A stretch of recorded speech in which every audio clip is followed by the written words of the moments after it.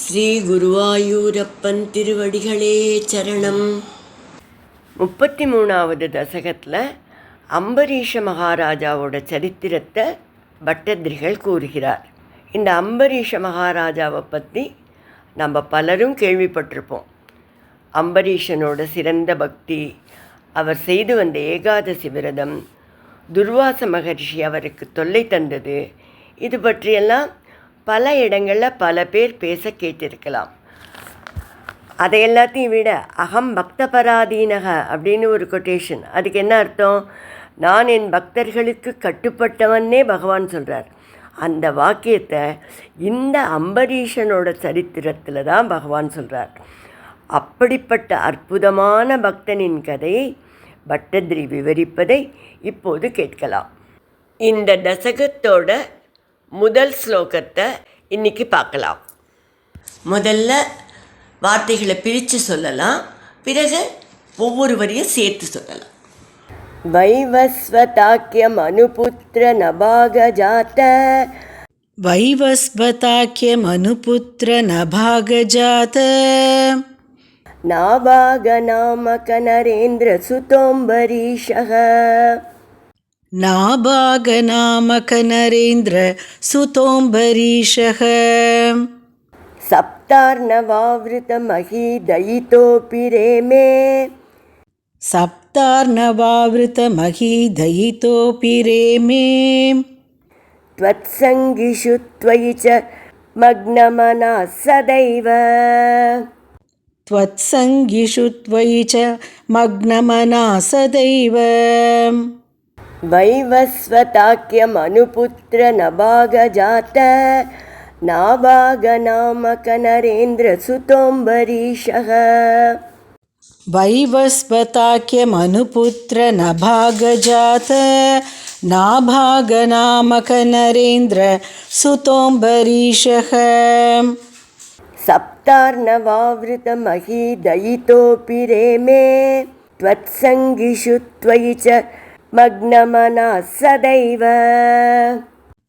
சப்தார்ணவாவ்ருத மஹீதயிதோபி rami, த்வத்சங்கிஷு த்வயி ச மக்னமனா சதைவ. இப்போ நாம் இந்த ஸ்லோகத்தோட வார்த்தைகளை பிரித்து அர்த்தங்களை பார்க்கலாம்.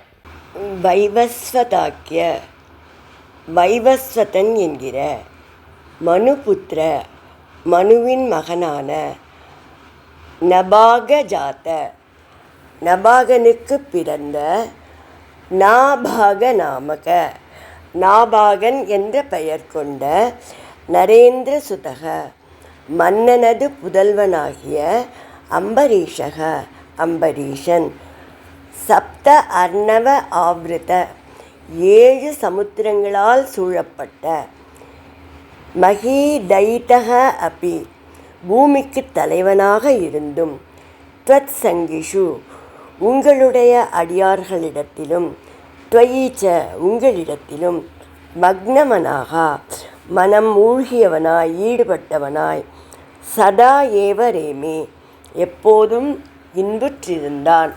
இப்போ இந்த ஸ்லோகத்தை முழுவதுமாக பாராயணம் பண்ணி இதோட முழு அர்த்தத்தையும் பார்க்கலாம்.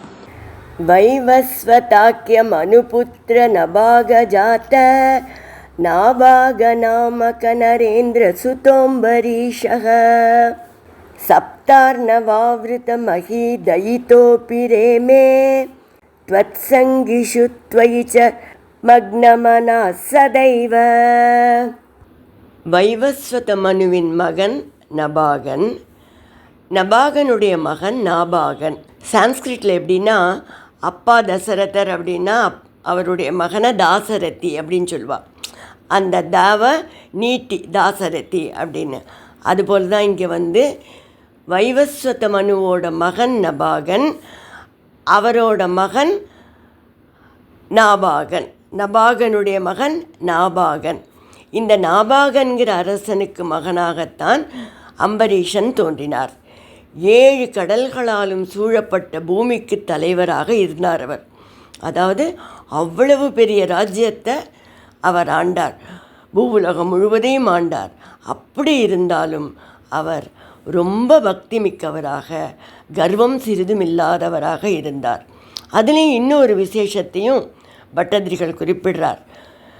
பகவானோட அடியாரிடத்தில் அவருக்கு ரொம்ப பக்தி இருந்தது அப்படின்னு முதல்ல சொல்லிட்டு, பிறகுதான் பகவானிடத்திலேயும் அன்பும் பக்தியும் அவருக்கு இருந்தது அப்படின்னு சொல்கிறார். அந்த அளவுக்கு அம்பரீஷனோட பாகவத பக்தியை புகழ்ந்து பேசுகிறார் பட்டதிரிகள்.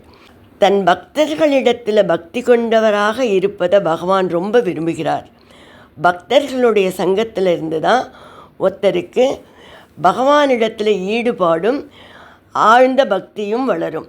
அதனால் பாகவத பக்திங்கிறது எப்பவுமே ரொம்பவும் போற்றப்படுகிறது. அம்பரீஷன் எப்பவும் உங்கள் பக்தர்களிடத்திலும் உங்களிடத்திலும் தன் மனத்தை முழுமையாக ஈடுபடுத்தி அதிலேயே மகிழ்வுற்று இருந்தார் என்று பட்டதிரிகள் கூறுகிறார்.